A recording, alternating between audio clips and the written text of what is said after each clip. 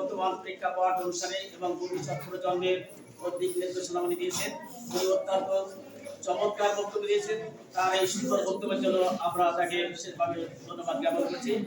এই পর্যায়ে আমাদের মাঝে বক্তব্য রাখবে আমাদের বিদ্যালয়ের সুনামধন্য প্রধান শিক্ষক জনাব নকুমুদ্দিন আজাদ স্যার।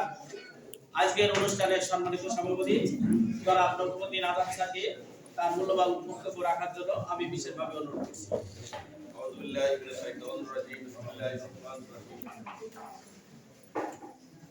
কিশোর কল্যাণ মাধ্যমিক বিদ্যালয় কর্তৃক আয়োজিত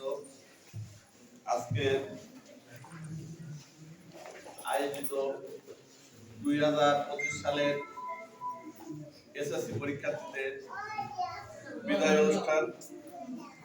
আজকের অনুষ্ঠানে আমাদের মাঝে উপস্থিত হয়েছেন দুইজন সম্মানিত অতিথি। একজন সম্মানিত প্রধান অতিথি যিনি আমাদের বিদ্যালয়ের সাবেক সহসভাপতি ছিলেন, জনাব বাদশাহ মাদ্দার, আমরা সকলেই তাকে চিনি। আরেকজন অতিথি আমাদের মাঝে উপস্থিত হয়েছেন জনাব হাফেজ সাইফুল ইসলাম, উনিও এই গ্রামের একজন বিশিষ্ট সমাজসেবক এবং রাজনীতিবিদ। উপস্থিত প্রিয় শিক্ষক মন্ডলী, সামনে উপবিষ্ট যাদের জন্য আজকে আয়োজিত অনুষ্ঠান, সেই সকল বিদায়ী শিক্ষার্থীবৃন্দ, সম্মানিত লোক মন্ডলী এবং সামনে উপবিষ্ট আমার শ্রেণীর ছাত্রছাত্রীবৃন্দ, শুরুতে আমি কৃতজ্ঞতা এবং ধন্যবাদ জানাই আমাদের আহ্বানে সাড়া দিয়ে তাদের কর্মব্যস্ততার ভিতর দিয়েও আমাদের দুইজন অতিথি আমাদের মাঝে উপস্থিত হয়েছেন। এই জন্য তাদের প্রতি আমার কৃতজ্ঞতা ও ধন্যবাদ। আজকে যারা এই মহৎ সভার আয়োজন করেছে তাদেরকে আমি ধন্যবাদ জানাই।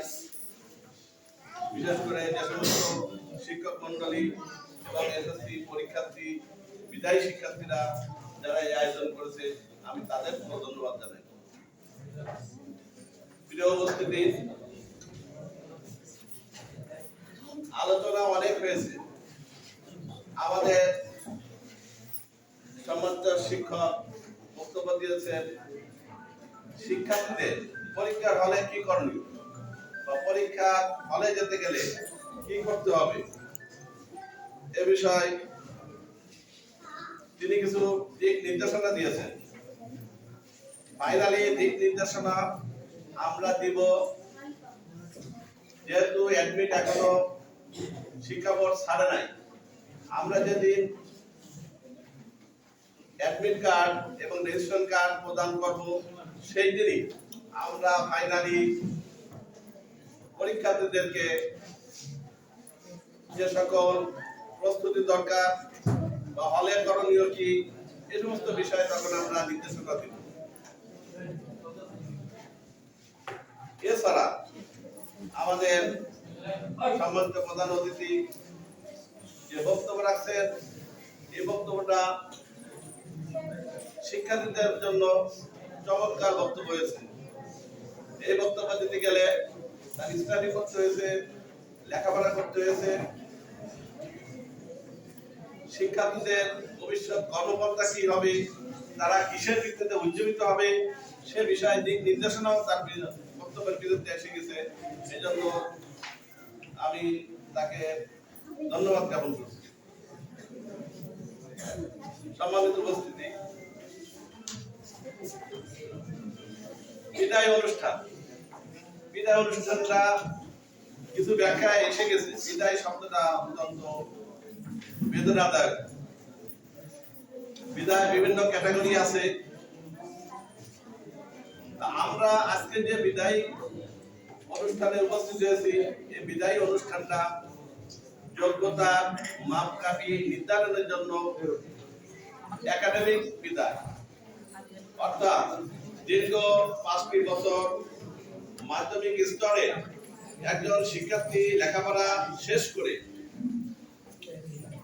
সে কি অর্জন করলো, সেই অর্জনের ফলাফল গ্রহণ করার জন্য তার যে যোগ্যতা অর্জিত হলো সেই যোগ্যতার মাপকাঠি নির্ধারণের জন্য পাবলিক পরীক্ষায় অর্থাৎ সরকারি পরীক্ষায় তাকে অবতীর্ণ হতে হবে।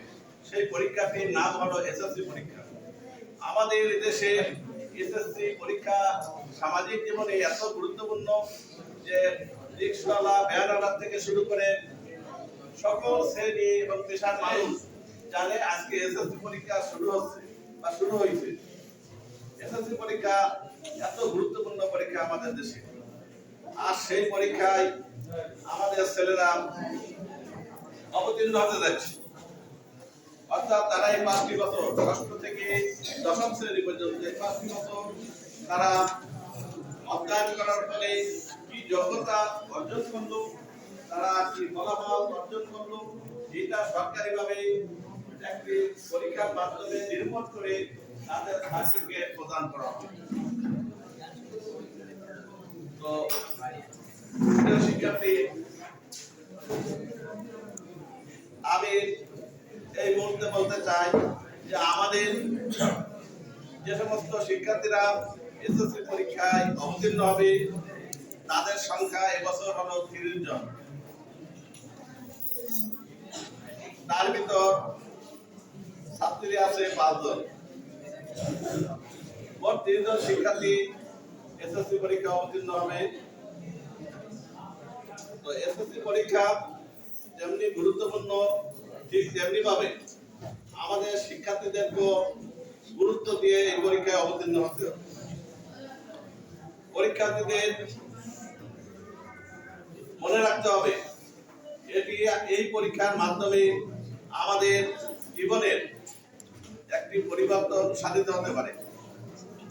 আমি যদি চেষ্টা করি ভালো ফলাফল করতে, আমি পারব, অন্য শিক্ষার্থী পারলে আমিও পারব। সেই জন্য দরকার হলো প্রেরণা, সেই জন্য দরকার হলো ইচ্ছা, আগ্রহ। আমি যদি ইচ্ছা করি আমি ভালো ফলাফল করব, এখনো যে সময় আছে এই সময়ের ভিতরে ভালো ফলাফল করা সম্ভব। আর কে যদি অবহেলা করে তাহলে তার ফলাফল ঠিক সেরকমই অর্জিত হবে।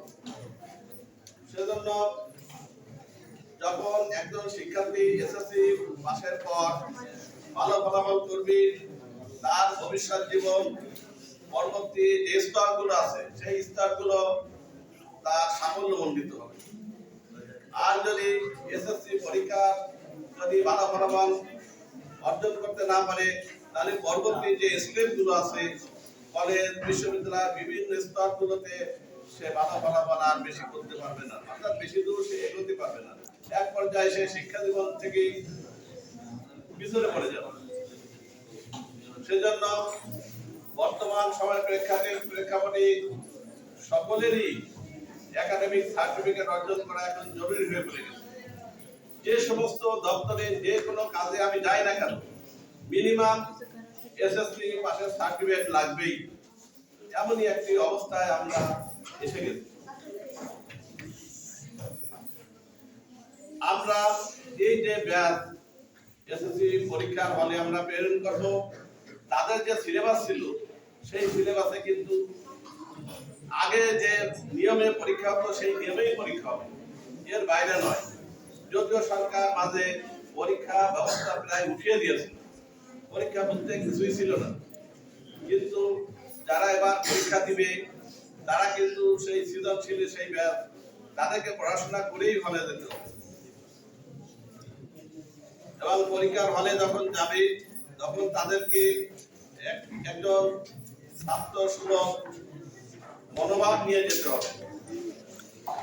ছাত্র সুলভ মনোভাব না নিয়ে গেলে পরীক্ষার হলে সেখানে পক্ষ পরিদর্শকরা থাকবেন, তাদের সাথে কখনো যদি একজন ছাত্র অছাত্র সুলভ আচরণ করে তখন তার ফলাফল কিন্তু বেশি ভালো হবে না। এটা আমাদের স্কুলের পরীক্ষা নয়, গতানুগতিক পরীক্ষা নয়, এটা পাবলিক পরীক্ষা, সরকারিভাবে পরীক্ষাটা নিয়ে হবে। সেজন্য সকলকে সজাগ দৃষ্টি রেখে সতর্ক হয়ে পরীক্ষায় অবতীর্ণ হতে হবে। প্রিয় উপস্থিতি, আমাদের এখানে এই স্কুল থেকে অনেক ছেলেরা ইতিপূর্বে, ছেলেরা মেয়েরা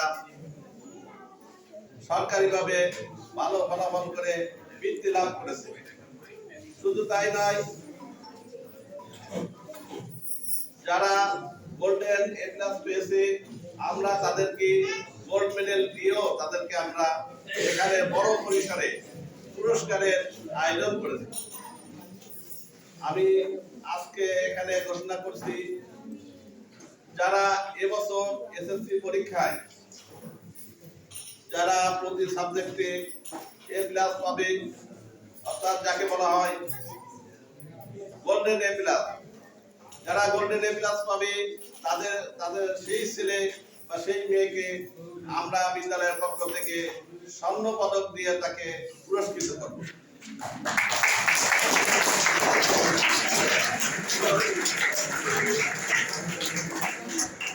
শিক্ষার্থীবৃন্দ, আমাদের এখানে তালিম মাধ্যমে শেষ করলে হবে না। আমার প্রশ্ন হলো, এখানে যে বন্ধু স্কুলের ছেলেরা যদি এ প্লাস পায়, তাহলে আমাদের ছেলে মেয়েরা পাবে না কেন? আমার প্রশ্ন এখানে। ইতিপূর্বে পেয়েছে, চেষ্টা করলে এখনো পাবে। আমার প্রত্যাশা এসএসসি পরীক্ষার্থীদের কাছে যে তারা যেন এই অফারটি মাথায় রেখে তারা যেন ভালো লেখাপড়া করে গোল্ডেন এ প্লাস পাওয়ার চেষ্টা করে। চেষ্টা করলে আশা করি সে অবশ্যই সফল কাম হবে। পরিশেষে একাডেমিক ভাবে আমরা এই 2025 সালের এসএসসি পরীক্ষার্থী শিক্ষার্থীদেরকে দীর্ঘায়ু ও সুস্বাস্থ্য কামনা করে তাদেরকে যোগ্যতার মাপকাঠি প্রদর্শন করে ভালো ফলাফল করে বিদ্যালয়ে এবং তাদের অভিভাবকদের সুনাম রক্ষা করার আহ্বান জানাচ্ছি। সবশেষে আজকে আয়োজিত অনুষ্ঠানে আমাদের অতিথিবৃন্দ আসার কারণে তাদেরকেও আমি সুস্বাস্থ্য ও দীর্ঘায়ু কামনা করে আজকে আয়োজিত এই অনুষ্ঠানের বক্তব্য এখানে আমি শেষ করছি। আল্লাহ হাফেজ।